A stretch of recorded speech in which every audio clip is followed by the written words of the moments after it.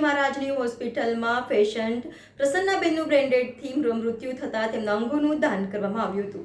આજરોજ તારીખ 21 સપ્ટેમ્બર 2024ના રોજ બીએપીએસ શાસ્ત્રીજી મહારાજ હોસ્પિટલમાં પેશન્ટ પ્રસન્નાબેન રણજીતસિંહ ગારિયા ઉંમર 68 વર્ષ જેઓ સારવાર દરમિયાન બ્રેન્ડેડ જાહેર કરેલ હોવાથી બીએપીએસ શાસ્ત્રીજી મહારાજ હોસ્પિટલના આઈસીયુ દ્વારા પેશન્ટના સગાને યોગદાન વિશે સમજાવવામાં આવ્યું હતું. જોએ આ વાતને સમજી અને સ્વીકારીને તેમના સગાવાલા તથા પેશન્ટના હસબન્ડ રણજીતભાઈએ પેશન્ટનું અંગદાન કરવા તૈયાર થયા છે. આજરોજ સવારે 6 વાગ્યે અમદાવાદથી ઓર્ગન ડોનેશન ટીમ આવીને ઓર્ગન લઈ રહ્યા છે. તો આ અંતર્ગત મીડિયા મિત્રોને જણાવવામાં આવ્યું કે આવા અગત્યના કાર્યને બિરદાવવા અને લોકજાગૃતિ લાવવા પણ સહભાગી થાઓ એ વિનંતી. પેશન્ટ અને તેમના સગાવાલા લગભગ સવારે 11 વાગ્યા સુધી બીએપીએસ શાસ્ત્રીજી મહારાજ હોસ્પિટલમાં હાજર હશે. ગ્રીન કોરિડોર દ્વારા પેશન્ટના અંગોને અમદાવાદ લઈ જવામાં આવશે. Reporter Rahul Rajput, van news, Vadodara. હું ગરિયા દિલીપસિંહ રણજીતસિંહ, રહેવાસી સરકારી પીછવાડા, તાલુકો ઝઘડિયા, જિલ્લો ભરૂચ.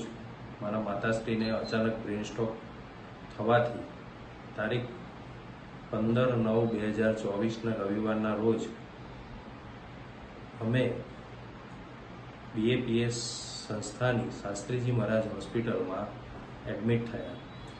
ત્યાં આગળ સારવાર દરમિયાન ખૂબ સરસ રીતે ત્યાંના સર્જન દ્વારા, ત્યાંના ફિઝિશિયન દ્વારા, ત્યાંના એમડી ફિઝિશિયન દ્વારા ખૂબ સરસ રીતે સર્જરી કરી અને સારવાર મેળવી.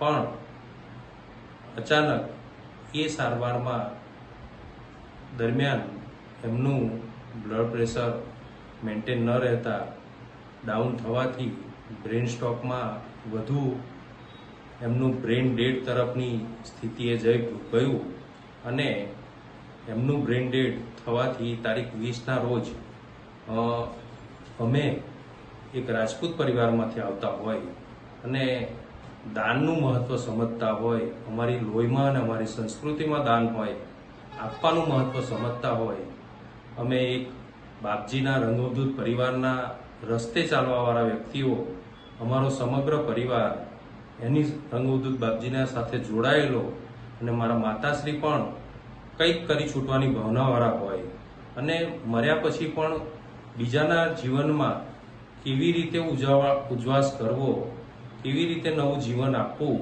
એવી ઉદાત્ત ભાવના સાથે અમારો પરિવાર જોડાયેલો હોય.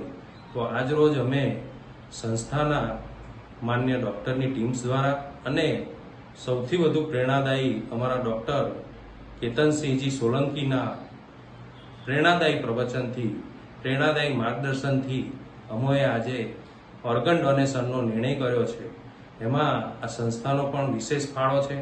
આ સંસ્થાનો પણ અમે આભાર માનીએ છીએ અને એક જીવન પછીનું જીવન જે બીજામાં રહેલું છે, બીજાના જીવન સાથે જોડાયેલું છે, એ જીવનને ઉદાત્ત ભાવનાથી, એ જીવનને નવું જીવન આપવાની ઉદાત્ત ભાવનાથી અમોએ આજે 2 આંખ, 2 કિડની અને 1 લીવરનું ઓર્ગન ડોનેશન કરવા જઈ રહેલા છે. માટેની સમજ મને માન્ય કેતનસિંહજી સોલંકી દ્વારા, આઈસીયુના હેડ શ્રી પૂર્વેશ સર દ્વારા અને ગૌતમ સર દ્વારા ખૂબ જ વિસ્તૃત માર્ગદર્શન સાથે સમજ આપવામાં આવી. એનાથી અમને પ્રેરણા મળી અને એ દ્વારા અમે નિર્ણય આ અંગદાનનો કર્યો. એનાથી અમારા માતુશ્રી બીજાના જીવનમાં ધબકતા રહી અને સતત અમારી સાથે અને અમરત્વ પ્રાપ્ત કરશે એવું અમારું ચોક્કસપણે માનવું છે. તેથી અમે આ અંગદાન કર્યું છે. સિવિલ અસારવામાં કાર્યરત છું અને અત્યારે અમે અહીંયા જે બાપ્સ હોસ્પિટલમાં અંગદાન થયું હતું તે માટે અહીં અંગદાન માટે આવ્યા હતા અને આ એક ખૂબ સરસ પગલું છે જે 4 વર્ષમાં 4થી વખત અંગદાન થયું છે બાપ્સ હોસ્પિટલ દ્વારા, જે ખૂબ સરસ કાર્ય છે અને લોકોનેમાં જાગૃતિ આવે અંગદાન પ્રત્યે તે માટે અહીં હોસ્પિટલ સ્ટાફ અને મેનેજમેન્ટ જે બહુ સારી રીતે કામ કરી રહ્યા છે.